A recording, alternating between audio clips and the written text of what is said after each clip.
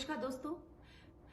मैंने वादा किया था कि जब किसान आंदोलन का पूरा भांडा फूट जाएगा जैसे शाहीन बाग का फूटा था, तो मैं आप लोगों से इस बारे में बात करूंगी क्योंकि इन पिछले 10-12 दिनों में जिस तरह की emotional mental lynching, online lynching मैंने फेस की है, रेप डेथ थ्रेट्स मैंने फेस किए हैं, तो ये मेरा हक बनता है कि मैं इस देश से कुछ सवाल करूं। अब जो प्रधानमंत्री जी ने किसी आशंका की कोई गुंजाइश ही नहीं छोड़ी है, तो ये बात तो जाहिर है कि ये पॉलिटिकली मोटिवेटेड था ये पूरा आंदोलन, और कहीं ना कहीं इसमें आतंकियों ने भी हिस्सा लेना शुरू कर दिया था। लेकिन मैं पंजाब में रही हूँ, मैं वहाँ पढ़ी हूँ, बड़ी हुई हूँ, मैं स्कूलिंग मैंने वहाँ की है अपनी, और मैं जानती हूँ 99.9% जो पंजाब के लोग हैं वो खालिस्तान नहीं चाहते हैं, वो देश का टुकड़ा नहीं चाहते हैं। उनका पूरा देश है, अरुणाचल प्रदेश से, महाराष्ट्र से, दिल्ली से, हिमाचल, सब उनका है, तो उनको एक छोटा सा टुकड़ा नहीं चाहिए। वो देश प्रेमी है सब।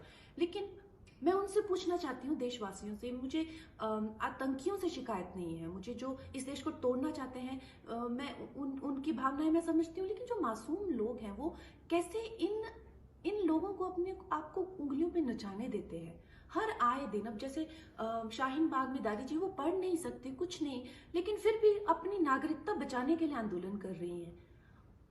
एक पंजाब में दादी मुझे इतनी गंदी भद्दी गालियां दे रही हैं, अपनी जमीन बचाने की कोशिश कर रही है सरकार से। क्या हो रहा है इस देश में दोस्तों? हम लोग अपने आप को इतना वनरेबल कैसे कर देते हैं इन आतंकियों के लिए, इन विदेशी शक्तियों के लिए? मुझे आप लोगों से शिकायत है, और मुझे ये शिकायत है कि मुझे हर दिन अपनी इंटेंशन बतानी पड़ती है कि जब कोई देशभक्त इंसान को इतनी चीजें उनको क्लैरिफाई करनी पड़, पर ये लोग दिलजीत दोसांझ हो गए या प्रियंका चोपड़ा जैसे लोग हो गए, इनसे कोई इनकी इंटेंशन, ये किस तरह की नीति कर रहे हैं? अगर मैं देश के हित में बात करती हूँ तो मुझे कहते हैं कि मैं राजनीति कर रही हूँ। इनसे भी तो पूछिए ना, ये कौन सी नीति कर रहे हैं? जय हिंद।